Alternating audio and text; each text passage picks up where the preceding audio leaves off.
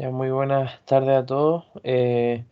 Vamos a partir nomás porque como queda grabada, al final después se envía.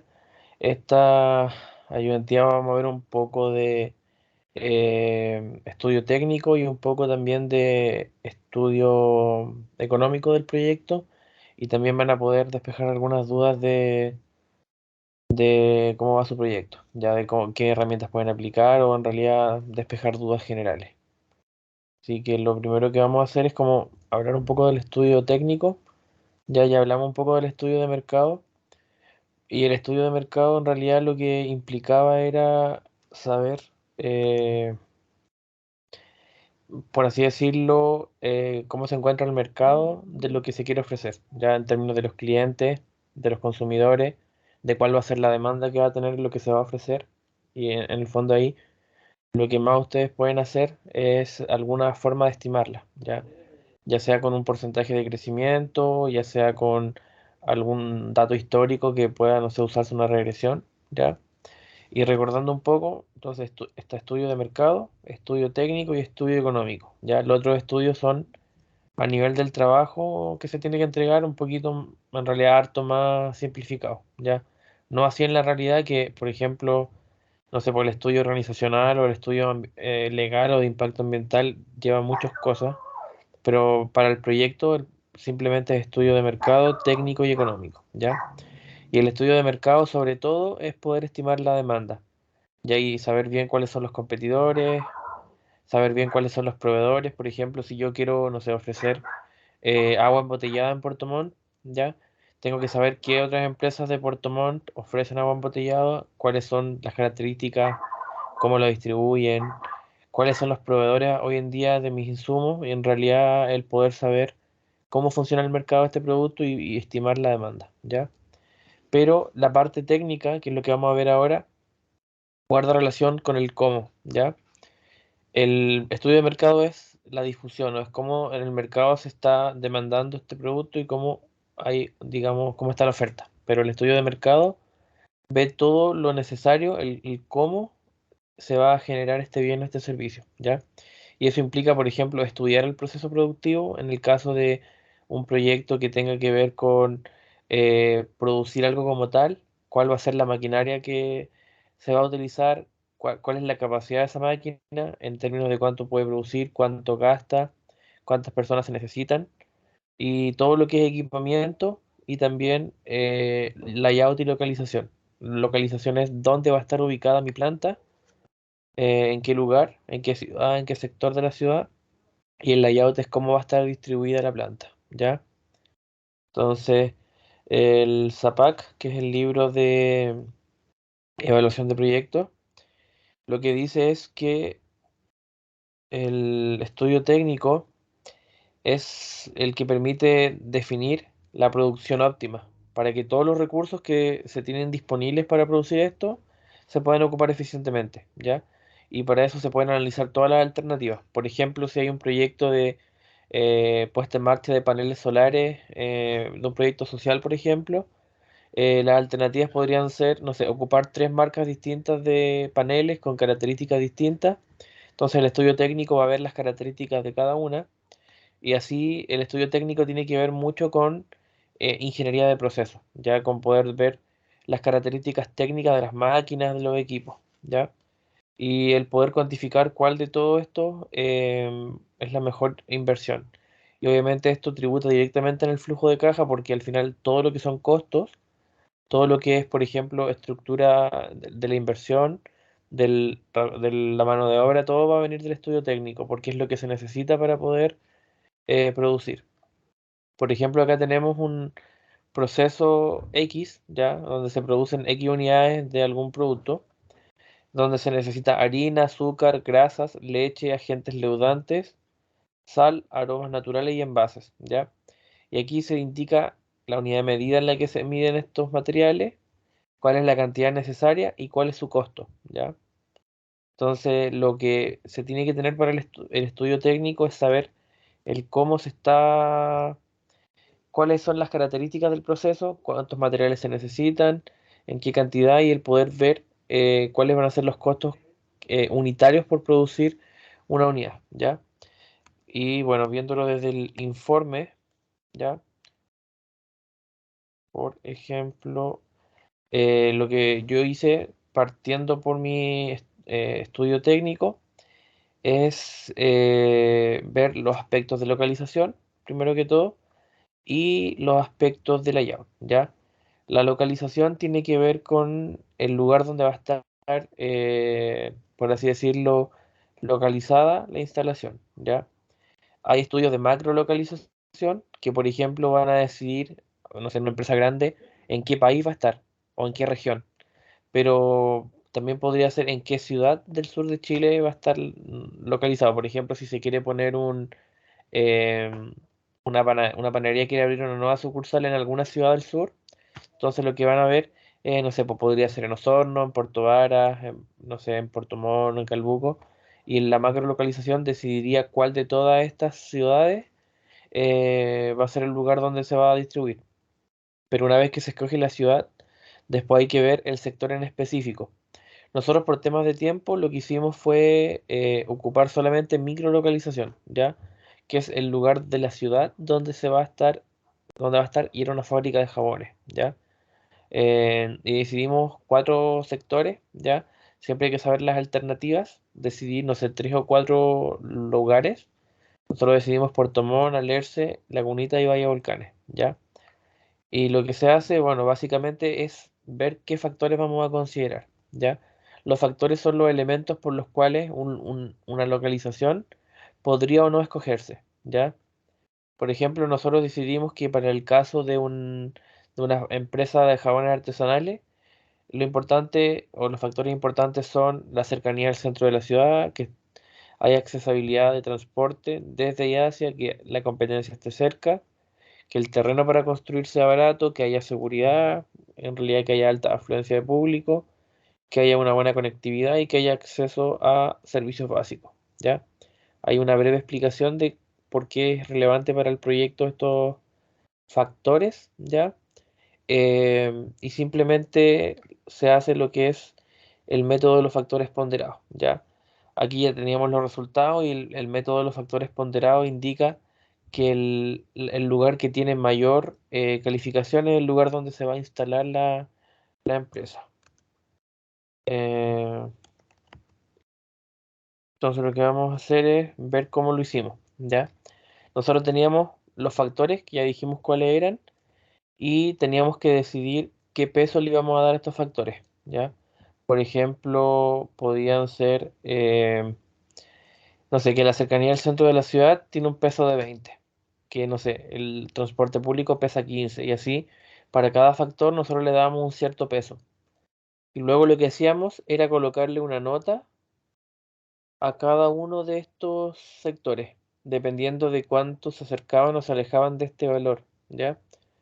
Se le colocaba una nota a cada sector por cada factor y después el peso se multiplicaba por el valor, ¿ya? Por ejemplo, el peso de cercanía al centro de la ciudad es 20 y para el centro era 30, para el era 8 y así. Se multiplicaba 20 por 30, 20 por 8 y lo que se hacía era determinar los pesos multiplicados. ¿Sí? Dime. ¿Los pesos los determinaron con alguna escala en específico o fue más o menos arbitrario? En realidad, lo que nos dice la teoría es que debiese ser en un equipo de trabajo, así que hubiera un panel de expertos para poder decir por qué esos pesos son de esa manera. ¿Por qué, por ejemplo, para cierto proyecto, para cierta idea, vale más cierto factor que otro? Pero ustedes podrían justificarlo netamente por factores, no sé, que ustedes decidan o que ustedes justifiquen redactándolo. Podrían decir, porque en este barrio, no sé, se está más cerca de los proveedores, o porque, por ejemplo, eh, es más fácil que los proveedores se ubiquen o lugares más cerca de la carretera y por tanto pueden llegar más fácil los clientes. En realidad, esas son como las justificaciones, ¿ya? Vale, Em, gracias. sí, no hay de qué. Entonces, lo que ustedes hacen simplemente es por cada factor encontrar los pesos ponderados y después a cada sector le suman hacia abajo los pesos, ¿ya?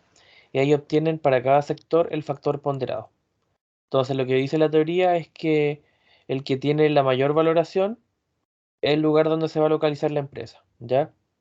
Aquí estamos ocupando el método más básico, en realidad, porque hay otro que es el de Brown y Gibson, que ahí lo que hacen es ocupar factores objetivos y subjetivos, ¿ya?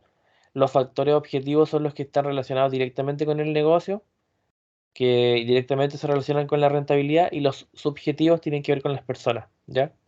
Por ejemplo, eh, para una productora de música puede ser muy rentable colocar un concierto en un barrio residencial, porque quizá el barrio está cerca del centro, pero en términos subjetivos no es factible por las molestias a la gente. También hoy en día todo lo que es ruido tiene otras repercusiones. Entonces, ahí es bueno considerar factores objetivos y subjetivos, ¿ya? Pero en realidad esto va como en la libertad que ustedes tienen de poder proponer herramientas. Pero sí o sí tendría que estar en el trabajo lo que es la localización, ¿ya?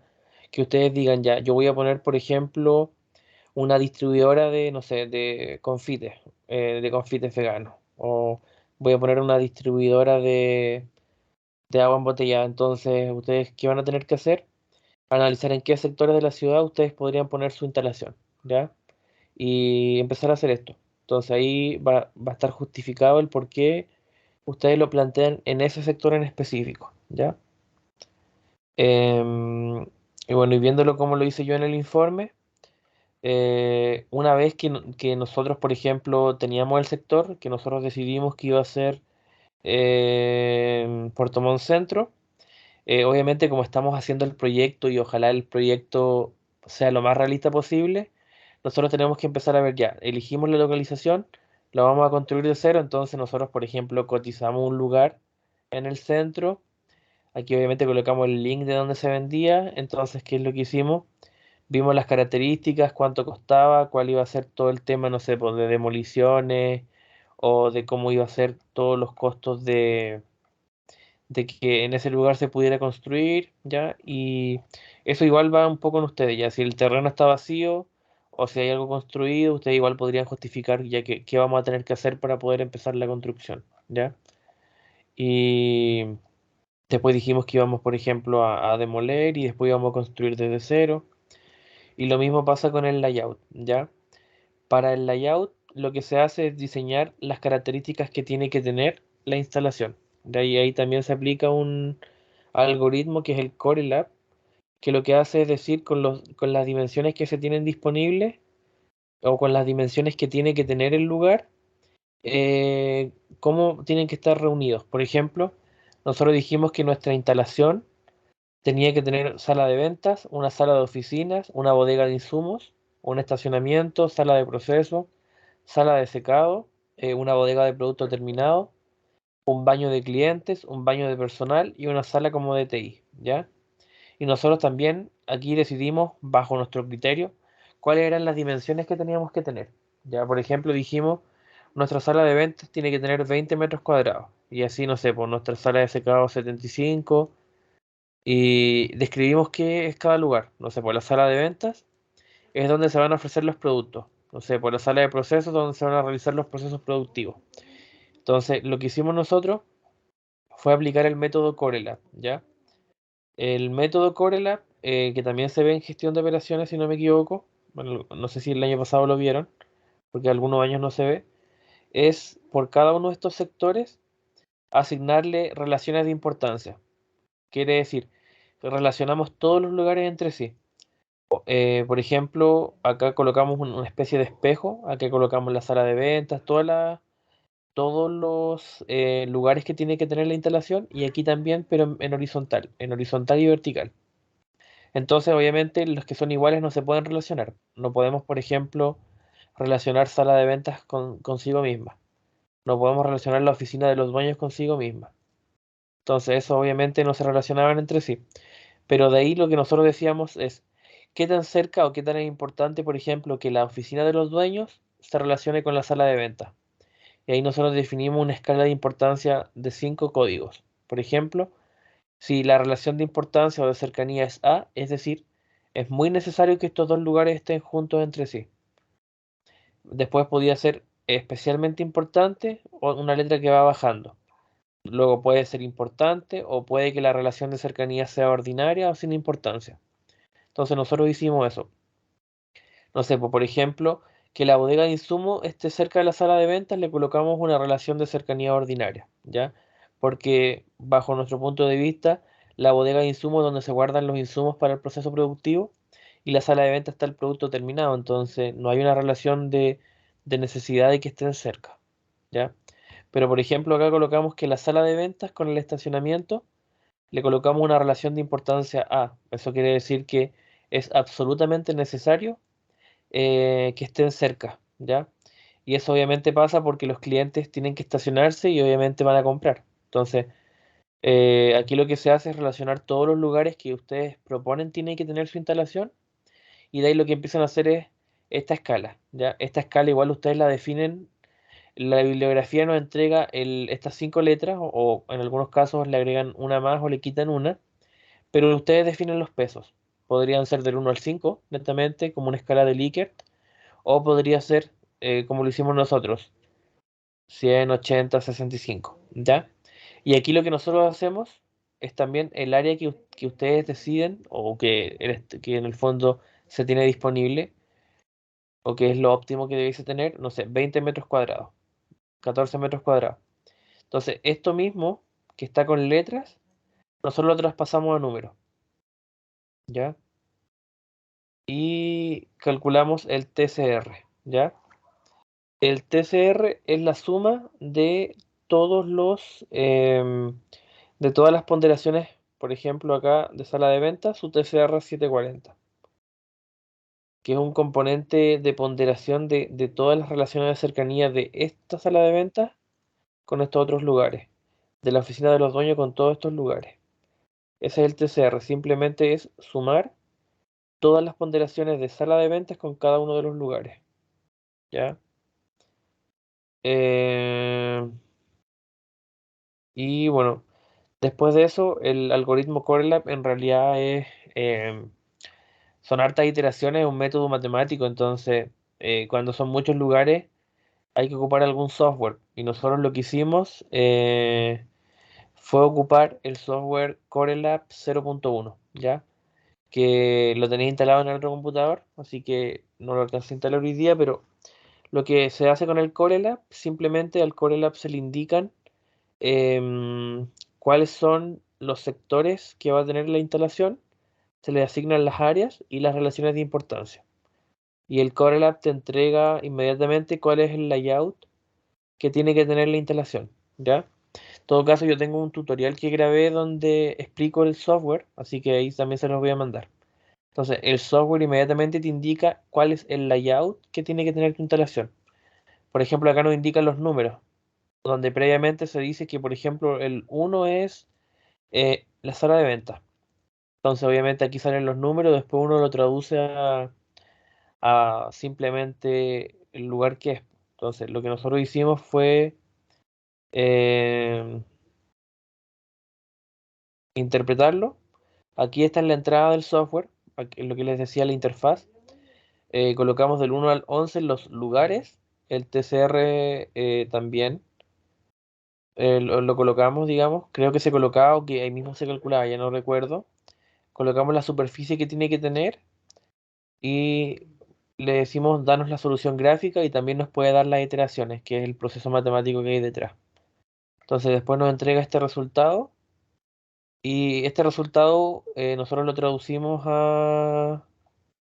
em, nosotros, ¿qué es lo que hacemos? Lo traducimos. Por ejemplo, le cambiamos los números por el lugar que corresponde. Y lo otro es que también este layout se puede modificar en el fondo.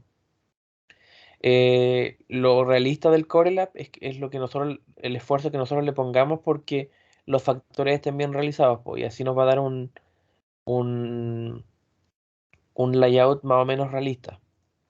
Entonces, igual es importante poner bien las relaciones de cercanía. Por ejemplo, no podemos poner una sala de venta al lado de una sala de proceso donde se haga mucho ruido, por ejemplo.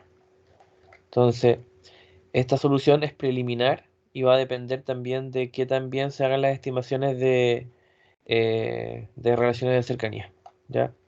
Y de ahí lo que nosotros hicimos es hacer el layout en términos de cómo quedaba.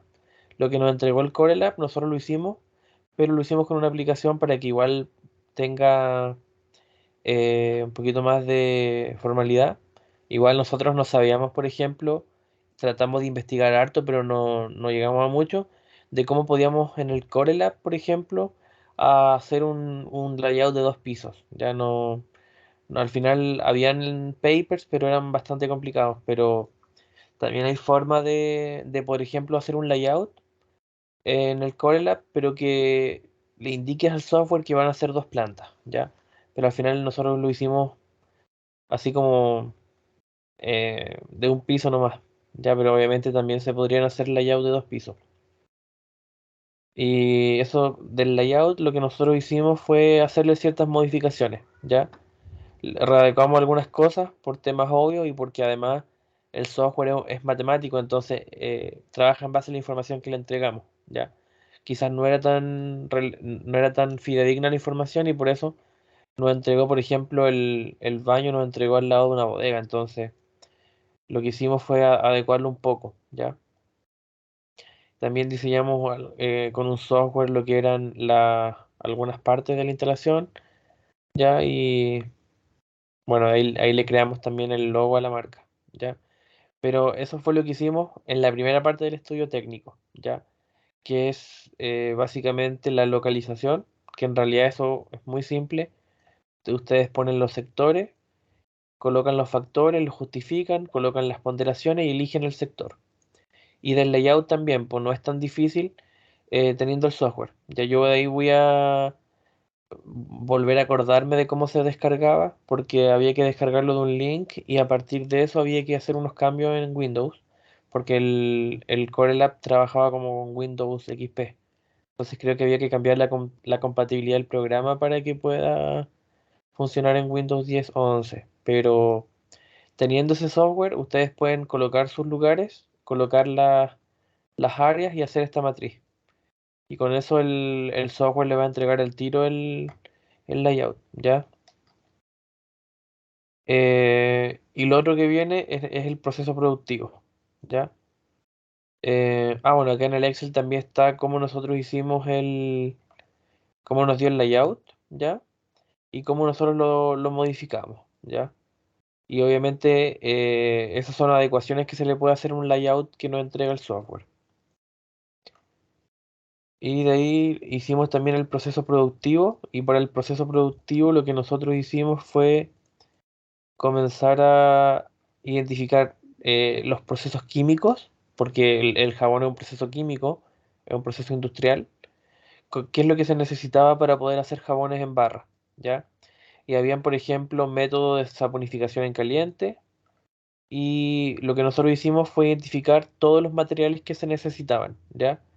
Cada uno de los materiales y qué función le daba al proceso de producción, ¿ya?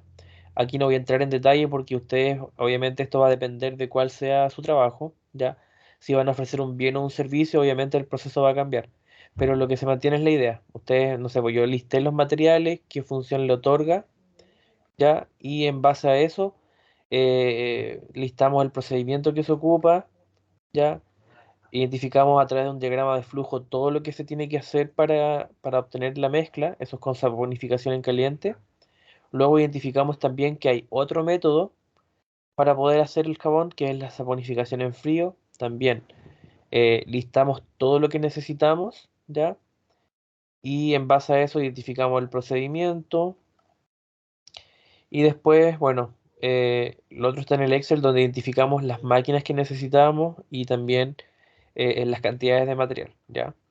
Después de eso, igual, lo que dijimos que en el proyecto podíamos decidir eh, qué tipo de saponificación íbamos a ocupar para producir, ¿ya?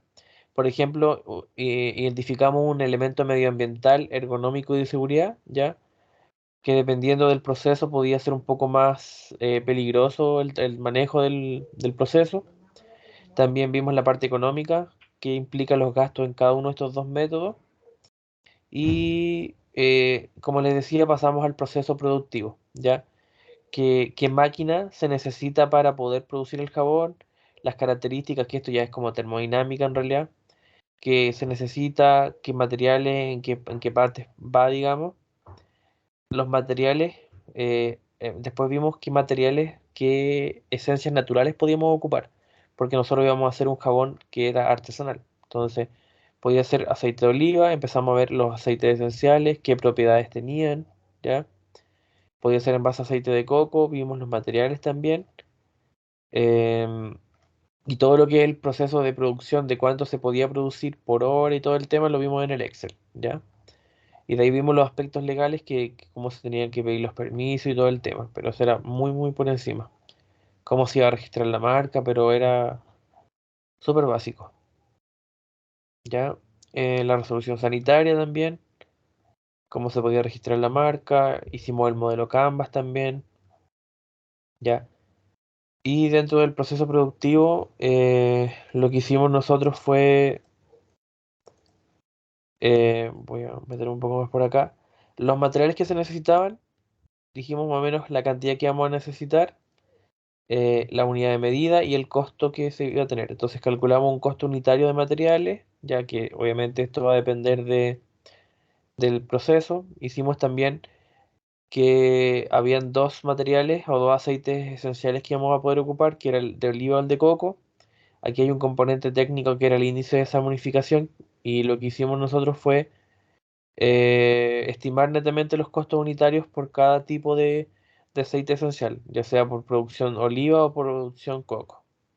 Entonces esto lo llevamos a precio, ya hicimos una conversión también con la energía necesaria para las máquinas y dijimos que íbamos a poder producir 75 unidades por hora, ¿ya?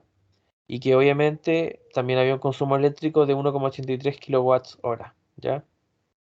Y que el costo de producir 75 unidades por hora sería de, no sé si en realidad el costo era ese, pero nos dio 582 pesos y el costo unitario por producto, hasta era costo unitario, también obtuvimos el costo de energía eléctrica. Entonces, esto es lo que ustedes también tienen que hacer. ¿Cuánto de su proceso ustedes van a poder producir o van a poder brindar un servicio? ¿Ya? Eso es el estudio técnico, son estos tres pilares. Lo que es el layout, la localización, el layout y el proceso productivo. Ahí ustedes tienen que ver qué máquinas pueden utilizar, qué materiales pueden ocupar, calcular bien los costos energéticos, los costos unitarios. Aquí en realidad pueden aplicar hartas herramientas. No sé, por lo que se ve en gestión de operaciones, de los cuellos de botella, de no sé, de todo eso que se ve. Em, y bueno, con eso nosotros empezamos a estimar también cuál era la inversión inicial, ¿ya? Determinamos también el precio del producto. Por ejemplo, nuestro producto queremos un 50% de utilidad. El costo unitario de producción es 2.450, el precio de venta. Determinamos entonces cuál es el precio que al que tiene que venderse, ¿ya? Basado en coco es de 3.000 pesos y basado en el aceite de oliva de 1.867, ¿ya? Y obviamente hicimos el supuesto de un 50% de margen de rentabilidad. Y lo otro que el profe pide, que no sé si este año ha sido enfático, pero nos pedía a nosotros los escenarios. Determinar, por ejemplo, 4 escenarios donde cada cosa que se estime, no sé, por el escenario probable, es que haya un 5% de aumento en esa variable. Por ejemplo, si nosotros estimamos que va a ser de 10, podría ser un 5% más. El optimista un 10% más y así el pésimo, por ejemplo, un 5% menos de lo que se está planteando, ¿ya? Entonces con eso nosotros, por ejemplo, calculamos lo que es la inversión inicial. Ahí lo dividimos, por ejemplo, en implementos de oficina, en talento humano, en costos fijos mensuales, en inversión en servicios externos. Ahí en realidad ustedes pueden ver cómo es que distribuyen sus costos en EPP de operario, que implementos. Entonces, por ejemplo, dijimos ya, para la oficina vamos a necesitar mesas de escritorio, sillas, computadores, estufas, todo lo que se necesita en una oficina. Cotizamos en internet, también dejamos los links al final, cuánto íbamos a necesitar, el costo que costaba según la página en la que lo cotizamos, en realidad eso igual depende de las cotizaciones que hagan. Así que simplemente multiplicamos la cantidad por el costo unitario y nos dio el costo total por cada ítem, simplemente sumábamos. nos daba que, por ejemplo, para implementos de oficina eran 8 millones de pesos, 8.047.000. No sé, pues para el talento humano mensual dijimos que íbamos a necesitar un jefe de proyecto y adquisiciones de 1.400.000, un contador, un jefe de producción, operarios, ¿ya? Y ahí simplemente se sumaban todo lo que eran los sueldos, ¿ya? Y no sé por qué se borró, pero también habíamos propuesto que los vendedores iban a tener una comisión por venta y que el sueldo iba a ser variable. También aquí pusimos los costos fijos mensuales que iban a ser servicio de seguridad, sitio web, plataforma, control de plagas, el RP de ventas, etcétera, ¿ya? Y hay 2.291.000, ya que en realidad esto está muy, muy mal estimado porque obviamente simplemente pusimos un presupuesto para la energía o para el agua, ¿ya? Y luego los insumos también, no sé, po, cuánto íbamos a necesitar de soda cáustica, de aceite de oliva, de pigmentos, de empaques, de aceite de coco. El precio unitario nos dio que íbamos a necesitar de insumos 130 millones. De servicios externos que iba a ser construir, por ejemplo, la compra del terreno, la comisión de compra, la demolición, la construcción, el registro de marca, 504 millones, ¿ya? Los implementos de la fábrica que iba a ser, no sé, pues las mesas de trabajo, los recipientes, todo lo que era el proceso productivo como activo fijo, 45 millones, ¿ya? Y los EPP también, 953.000 pesos. Obviamente nosotros igual, disculpen la expresión, nos fuimos como en volada con los costos, pero esto es estimativo, esto se puede bajar porque es un trabajo de la uno más, pues entonces ustedes pueden ir poniendo o ir viendo qué tan realistas van a ser su inversión, pues, ¿ya? Nosotros en el fondo propusimos un proyecto de una fábrica que se iba a tirar en grande al tiro, ¿ya? Al final, la inversión inicial es la suma de todas estas inversiones nomás, pues, los 8 millones, cada una de estos criterios. Y esa era la inversión que se tenía que tener en un comienzo para dar inicio al proyecto. 690 millones, ¿ya? En realidad lo que más sumó fue lo que es el servicio externo de la compra del terreno y todo eso. Que obviamente si nosotros no hubiéramos puesto eso, habría bajado mucho todo el tema, igual que la construcción de la planta, ¿ya? Obviamente, siendo sincero, los costos que nosotros pusimos no son muy, muy realistas, pues en realidad faltaron muchas cosas más por ver, pero el trabajo obviamente es creatividad, es como ir viendo bien qué se puede proponer, ¿ya? Y en base a eso usted usar su ingenio nomás, ya obviamente tratar de que sea lo más realista posible, ¿ya? Y luego también vimos lo que es la depreciación, ¿ya? Que el Servicio de Impuestos Internos indica eh, que por cada activo fijo existen una serie de elementos que podrían hacer que pierda vida útil. Entonces, por ejemplo, eh, denme un segundo que voy a buscar la tabla del Servicio de Impuestos Internos. Se indica por cada categoría de bienes cuál es eh,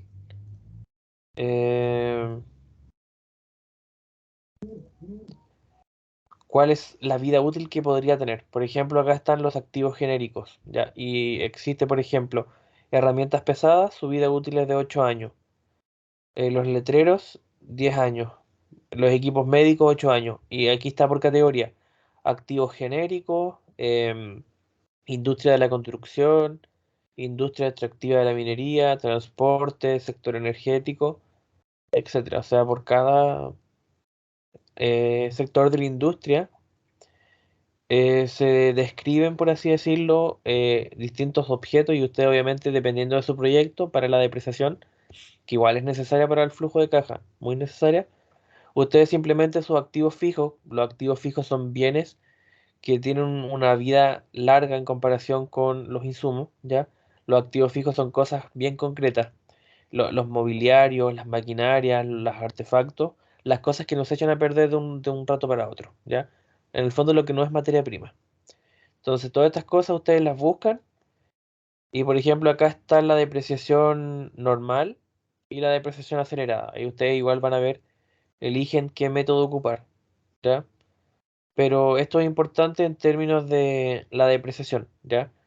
Y esto igual se vio un poco en ingeniería económica, que después de un cierto tiempo los objetos tienen un valor de salvamento. Entonces lo que hay que poner en el flujo de caja es la depreciación. Entonces nosotros hicimos, filtramos qué activos fijos íbamos a ocupar, ¿ya? Que son las máquinas, los computadores, todo lo que es de más larga data.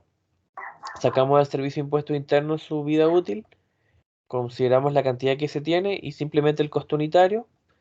El costo total simplemente es la cantidad por el costo unitario y la depreciación simplemente el costo unitario de la mesa de trabajo lo dividimos por su vida útil. Y lo mismo para todos los otros activos fijos. El costo que tiene cada uno lo dividimos por su vida útil. Y luego también, no sé, pues consideramos que hay un costo, por ejemplo, de transporte, ¿ya? Que ahí ese costo de transporte lo que hicimos, bueno, la depreciación total es la cantidad, que son 4, por la depreciación unitaria, más, por ejemplo, el costo de transporte por la cantidad. Y nos dio también una depreciación anual por el total digamos, de ítems que hay por cada ítem. Por ejemplo, por el total de mesas de trabajo, por el total de mesas de escritorio y así, ¿ya? Y nos dio que la depreciación iba a ser de 39 millones, ¿ya? Y luego podíamos empezar a hacer lo que es la depreciación acumulada. Por ejemplo, al año 1 iba a haber una depreciación de 39 millones. Después al año 2 iba a ser una depreciación de 79 millones hasta llegar al año 5 con una depreciación, por ejemplo, de 198 millones, ¿ya? Y luego, por ejemplo, dijimos que la depreciación se iba a empezar a contar después del cuarto año, ¿ya? O sea, a partir del cuarto año. Entonces calculamos una depreciación semestral porque lo que hicimos fue considerar el flujo de caja en semestre, ¿ya? Bueno, de ahí que hicimos, proyectamos, por ejemplo, los costos fijos, que los costos fijos por temas de IPC iban a sufrir variaciones. Por ejemplo, si empezábamos el proyecto el 2023 y terminábamos el 2027, no sé, porque el primer semestre, porque iba a ser semestral, iba a ser de 50 millones, después dijimos que iba a crecer un 2%, entonces después multiplicamos por 1.02 y nos dio 51 millones, casi 52, y así al año 2027, en el segundo semestre, iba a llegar a 60 millones 891 mil, ¿ya? Y luego también vimos la variación del IPC, que eso lo íbamos a ver para la tasa de descuento, por ejemplo, que entre el 2018 y el 2021 habían ciertos valores de IPC, calculamos el promedio del IPC y bueno, eh, cada uno de estos promedios para el 2018, 19, 20, 21 le volvimos a sacar el promedio. Por ejemplo, el 2018 era 1,4 y 2,6. Eso nos da 2 para el 2018. Para cada año entonces sacamos el acumulado y después el promedio. Y nos dio que para esos 4 años de 2,4%. Esta información la sacamos, si mal no recuerdo, del Servicio de Impuestos Internos al Banco Central, ¿ya?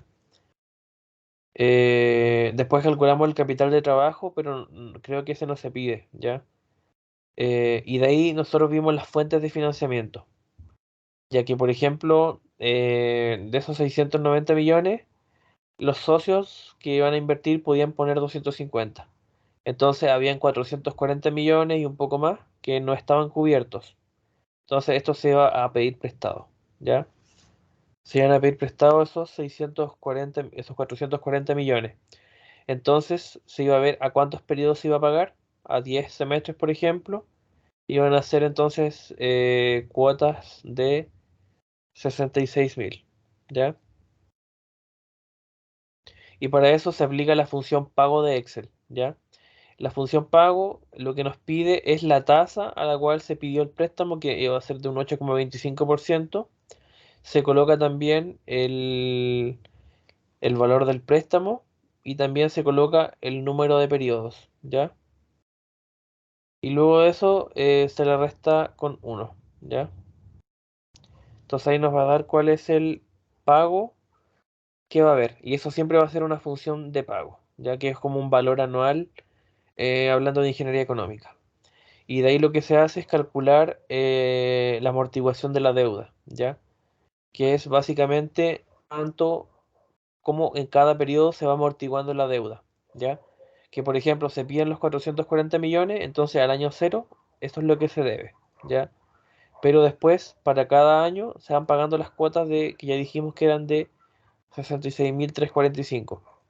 Entonces, ¿qué es lo que se va haciendo? Bueno, se va, por ejemplo, calculando el interés de esa deuda, qué sé yo, el, esos 440 millones, el interés es el 8,25%. Entonces, el interés, por ejemplo, de esos 440 millones por 8,25 es de 36.317. Y la deuda de capital simplemente va a ser restar ese monto de la deuda, que es la cuota en el fondo que se está pagando, menos el interés que se está pagando de la deuda original. Y eso nos daba los 30 millones, ¿ya? Y de ahí lo colocamos como deuda extinguida porque de los 440 millones y un poco más que se debía, se pagaron o se acaban de pagar 30. Después al segundo año nuevamente se calcula la misma cuota de 66 millones y lo que se hace nuevamente es calcular el interés de la deuda, que es el 8,25%, pero de la deuda que hay. Ya se pagaron 30 millones, así que ahora hay 410 millones de deuda. Y esos 410 se multiplican por el 8,25 y nos da nuevamente el interés que se generó al año 2. Y la deuda de capital entonces va a ser esos 66 millones nuevamente, pero considerando restarlo con el interés que se generó. ¿Ya? Y obviamente así se va haciendo hasta que la deuda se hace cero en los 10 años, ¿ya? Entonces esto igual es importante porque en su flujo de caja ustedes tienen que considerar cuál va a ser la fuente de financiamiento que van a tener, ¿ya? No sé si se entendió esta idea de la amortiguación de la deuda. Al final lo que tienen que hacer es llegar a cero, ¿ya? Eso es lo más importante, que se llegue al periodo con una deuda de cero. Es todo el rato lo mismo en el fondo. Tenemos el monto de la deuda, que es la cuota, ¿ya? Esto es la cuota. El interés es básicamente la deuda que se va teniendo por la tasa de interés. La deuda extinguida es lo que se va pagando, que siempre va a ser la cuota menos el interés, ¿ya? Y bueno, se tiene que llegar a cero al final de los 10 años, ¿ya? Y lo que nosotros hicimos, bueno, hacer el flujo de caja, ¿ya? El flujo de caja no es otra cosa que una representación de los ingresos y de los egresos, ¿ya? Esto en el fondo es lo que ustedes tienen que llegar. Tenemos los 10 años. El flujo de caja en el fondo es una mezcla entre un estado de resultados y un balance, porque si se dan cuenta es como un estado de resultados que se ve en finanzas, en contabilidad. Tiene los ingresos y los egresos, pero no es para un periodo en específico, sino que es para todos los periodos. Para cada periodo se hace ingresos menos costos, ¿ya? Porque siempre la estructura es básica, es ingresos y egresos. Y lo que se hace es restar ingresos con egresos, ¿ya? Entonces, lo único que va cambiando es que, claro, los ingresos son las ventas, pero los egresos pueden haber varios, pueden haber costos fijos, costos variables, entonces ese es el tema. Para cada periodo, que son semestres, ir colocando cuáles van a ser esos ingresos y esos egresos, ¿ya? Nosotros dijimos que iba a ser del 2023 al 2027, esos son 5 años, entonces, como es en semestres, van a ser 10 semestres. Por ejemplo, en el año cero solamente hay una inversión inicial, que es lo que nosotros calculamos a 690 millones y también el capital de trabajo, ¿ya? Para el año uno nosotros igual proyectamos las ventas, ¿ya? Que por ejemplo los ingresos iban a ser muy, muy altos y no me acuerdo cuál es la tasa, pero al final todos los años y todos los semestres iba a ir aumentando los ingresos, ¿ya? Y lo mismo con los costos fijos y los costos variables, iban a ir aumentando. También colocamos esos costos para cada periodo. Y también la depreciación, que nosotros dijimos que iba a ser de 19.000. Entonces, ¿qué es lo que hicimos? Colocamos el impuesto, todo el tema, y simplemente restamos ingresos menos egresos, 170 para cada periodo. Esto menos esto. O sea, en el fondo llegamos a un flujo de caja, que simplemente, bueno, para el año cero es el 690 más el 39. Para el año uno simplemente es sumar la utilidad neta menos la depreciación, ¿ya? Es decir, ingresos menos costos, se le saca la utilidad y después de eso el impuesto y llega la utilidad neta. Pero en el fondo siempre es ingresos menos egresos, ¿ya? Se suma todo porque los egresos ya están negativos, ¿ya? Es mejor siempre dejarlo en negativo el tiro para que después sea solo sumar, ¿ya? Entonces para cada periodo se obtiene el flujo, ¿ya? Y vamos a calcular lo que es la van, ¿ya? La van simplemente es la función BNA, ¿ya? La función BNA, y lo que se hace es colocar BNA, pide cuál es la tasa que nosotros habíamos calculado de un 0.89, ¿ya? Después se hace punto y coma y se coloca todo el flujo desde el año 1 en adelante, así. Después se cierra y se le suma la inversión inicial. Y ahí nos da la van, ¿ya? Que dio de 541 millones, que es un valor bastante grande considerando que si la van es mayor a cero, quiere decir que va a haber utilidad. Por tanto, em, ese es, por así decirlo, un valor muy bueno en realidad, extremadamente bueno. Y después hicimos también la TIR, que simplemente la TIR es considerar la función TIR y se le coloca todo el flujo, incluso la inversión inicial, ¿ya? Y eso nos dio 10,1%, ¿ya? Y aquí consideramos un flujo de caja puro para cada uno de los escenarios. Igual el flujo de caja puro es considerando que tenemos toda la plata para poder invertir, que en el fondo el dinero no es una limitante, ¿ya? Después viene el flujo de caja del inversionista, donde ahí sí se considera como costos la deuda, ¿ya? Y ahí sí es importante la amortiguación. Pero lo importante que ustedes tengan es todo lo que hemos hablado en el fondo. Un poco de estudio de mercado, un poco de localización, de layout, del proceso productivo, de cuáles son sus costos, ¿ya? De cuáles van a ser, por ejemplo, sus ingresos y hacer un flujo de caja, aunque no sea tan realista, pero llegar a más o menos cuáles son sus ingresos, sus egresos, restarlo y llegar a una van, ¿ya? Lo otro se puede empezar a cambiar. Si se dan cuenta, nosotros hicimos hartos supuestos, ¿ya? Y bueno, no sé si hay alguna duda de lo que hemos hecho, de lo que hemos hablado. No por, no por mi parte. Ya me parece, en el fondo lo que tienen que ir haciendo es seguir más o menos esta estructura, ¿ya? Consulta, Eric. Dime. ¿Por qué consideraste el capital de trabajo como positivo en tu flujo de caja? Buena pregunta. Mira, capital de trabajo. Eh, déjame acordarme. A ver, voy a revisar mi... ¿El profe le ha hablado del capital de trabajo? Sí, sí, nos habló sobre el capital de trabajo y sé que se considera negativo porque en aprovisionamiento de lo Ujú. como del líquido que pueda tener el proyecto. Es como la parte de tu activo que puede ser financiada con recursos que se tienen, ¿ya? Pero bueno, quizás era negativo, o sea, quizás era negativo y nosotros lo colocamos positivo. Si al final, por lo menos el año pasado, nosotros no nos exigía capital de trabajo, pero nosotros lo quisimos calcular, ¿ya?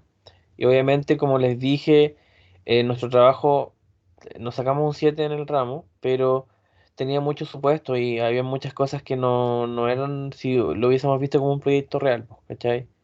Que eran muchos supuestos, que nos dio una banda extremadamente grande, muy, muy grande, pero es porque al final es un trabajo, po. Lo que se evaluaba más bien era todas las herramientas que se ocupen y todo el tema de los supuestos. Pero lo más probable es que sí, porque como el profe dijo, sea negativo el capital de trabajo. Pero ustedes se los pidió, ¿no? Sí, sí, lo va a pedir. Sí, bueno, sí, por lo que me comentó este año, va a exigir un poco más porque como los grupos entran a competir entre sí por quién hace un mejor proyecto, Sí, porque se van a exigir harto estas cosas. Pero eso, no sé si tienen alguna duda. Parte era eso nomás. ¿Sí? ¿Alguna duda de su trabajo? No sé, algo que quieran preguntar. Nada por mi parte. Pues entonces lo dejaríamos hasta aquí. Que tengan Chao, Ricky, un buen fin de gracias. semana largo. Chao. Estén Chao. bien. Gracias. Chao, chao.